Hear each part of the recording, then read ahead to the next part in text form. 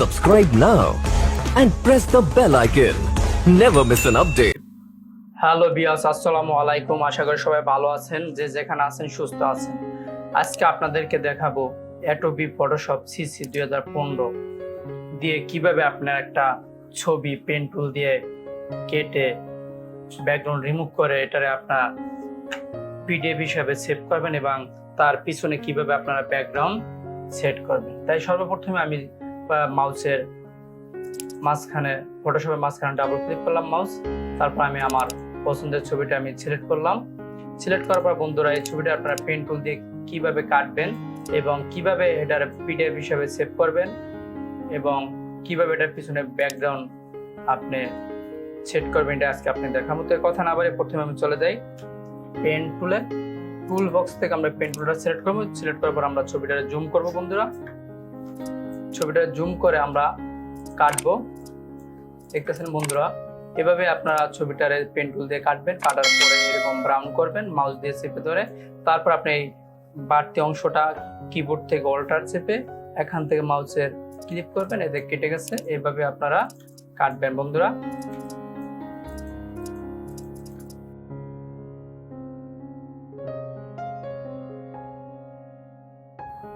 তারপর বন্ধুরা যে কাজটা করতে হবে, আমরা যেখান থেকে শুরু করছি পেন টুল থেকে কাটা, ওখানে ওইটার সাথে আমরা অ্যাডজাস্ট করব। করার পরে আমরা যে কাজটা করব বন্ধুরা, মাউসের ডান পাশে আমরা ক্লিক করব। ক্লিক করার পরে এখানে ক্লিক করবেন। ক্লিক করার পরে এখানে আপনারা ফেদার দিলেন টু দেওয়ার পর যাই থাক না কেন আপনারা 2 দিলেন, আমি দিলাম 2 দেওয়ার পর এখানে ওকে দিবেন। ওকে দেওয়ার পর বন্ধুরা আপনি যে কাজটা করবেন, আপনি যাবেন এখানে যাওয়ার পর আপনারা এখানে বা কিবোর্ড থেকে অল্টার কন্ট্রোল আর চাপ দিলেও হবে। তারপর আপনারা যে কাজটা করবেন বন্ধুরা, এখানে আপনারা এটাই সিলেক্ট করবেন। সিলেক্ট করার পরে এটার আপনারা কিবোর্ড থেকে ব্র্যাকেট, ফার্স্ট ব্র্যাকেট বা সেকেন্ড ব্র্যাকেট চেপে ছোট বড় করবেন। করার পরে আপনারা ছবিটার ব্যাকগ্রাউন্ডটা একটু রিমুভ করে নেবেন, যাতে নিখুঁতভাবে কাটা হয় এমন বোঝা যায়।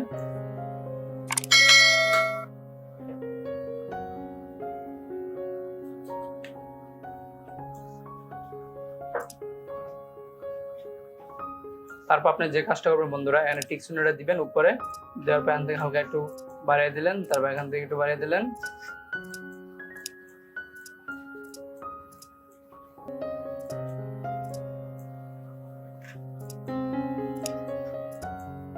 তারপর টিক চিহ্নটা দিবেন, এখানে পরিমাণ মতো আপনি বাড়ালেন, দেখে নেবেন 100 পরিমাণ মতো দিবেন বন্ধুরা। তারপরে আপনি কাজ করবেন, এখানে একটা নিউ লেয়ার নেবেন, নেওয়ার পরে এখানে ওকে দিবেন। ওকে দেওয়ার পর বন্ধুরা দেখতে পাচ্ছেন একটা পিডিএফ তৈরি হয়ে গেছে। তারপর আপনি ইচ্ছা করলে এটার পিছনে আপনি একটা কিভাবে ব্যাকগ্রাউন্ড সেট করবেন, ওই ক্ষেত্রে ওইটাই আপনাকে দেখাবো। আপনারা যাবেন ফাইলে যাওয়ার পর এখানে ক্লিক করবেন।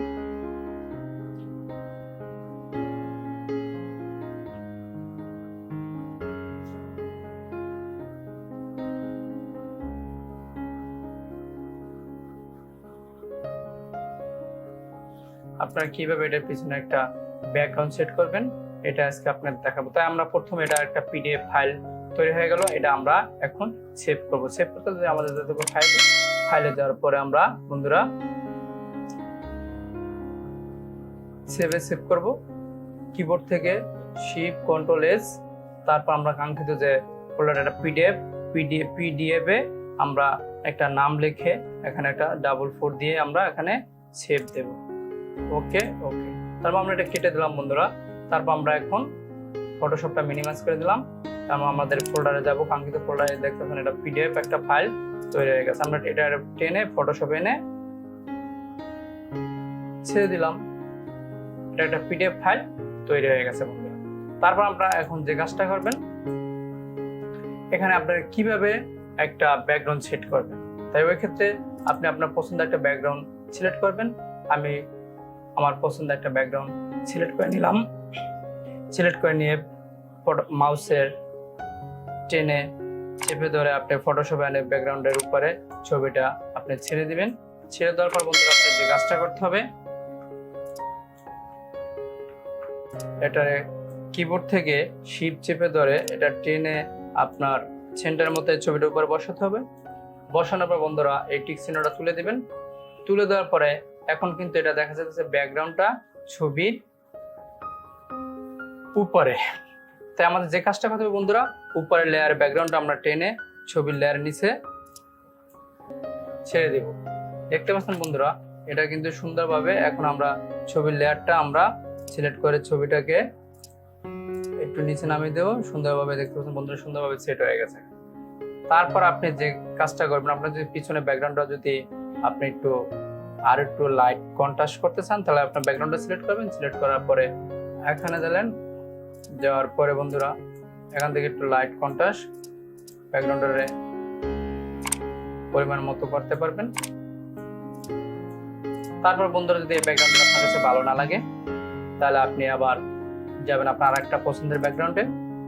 যাওয়ার পরে আপনি আপনার দ্বিতীয় পছন্দের ব্যাকগ্রাউন্ডটা সিলেক্ট করলাম। আমি আবার এই ব্যাকগ্রাউন্ডটা সিলেক্ট করলাম, এনে ফটোশপের উপরে ধরলাম। ধরার পর আমি এর ছবির উপরে ছেড়ে দিলাম। ছেড়ে দেওয়ার পরে বন্ধুরা এটা কিবোর্ড থেকে শিফট টেনে ধরে এটা আমরা পরিমাণ মতো বসাবো।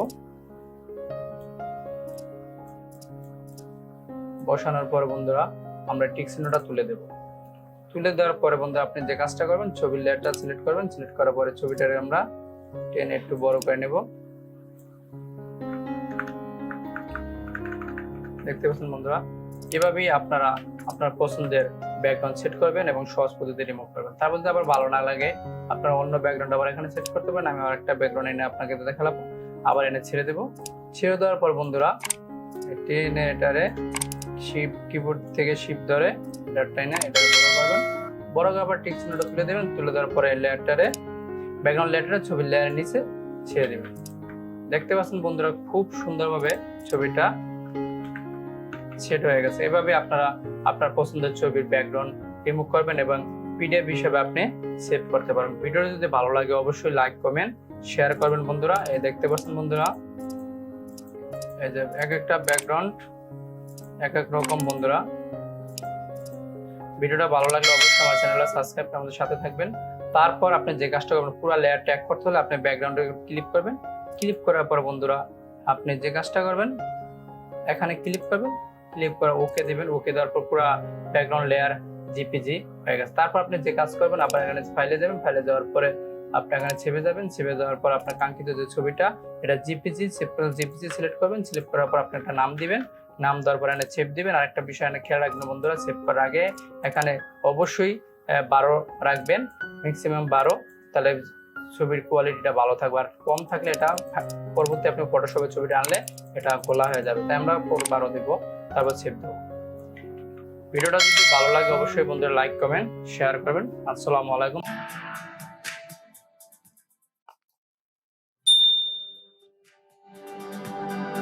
ভালো থাকবেন, সুন্দর থাকবেন, সুস্থ থাকবেন।